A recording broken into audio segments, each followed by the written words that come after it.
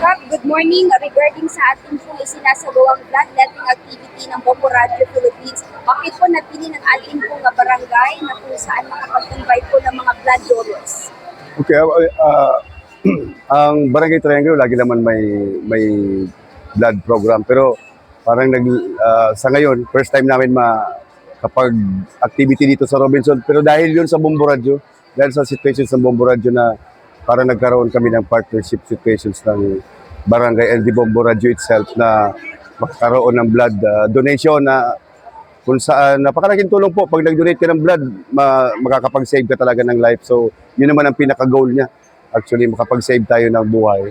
And thank you very much sa Bombo Radio. And ilan po yung ating po kumbaga na estimated na mga paabutan ng mga resident?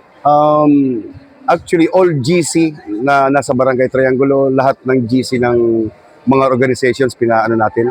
And yung mga barangay council natin nag-spread din sa kanya-kanyang mga zone. So until now, we're waiting for the donors na dumating. And total, maaga pa naman, baka sakaling dumating sila. Marami, hindi ko po masabi yung exact niya. Pero parang at least maka 80 yata tayo, yun ang target natin. No?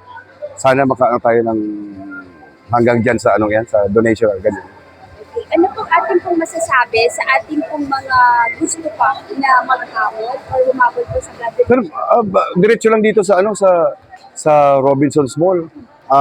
Pambihirang activity.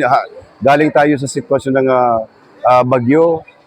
As a matter of fact, ginawa naman ng government yung situations na matulungan sila. It's better na pumunta sila dito para makapag-share naman ng tulong sa kapwa by means of blood donation.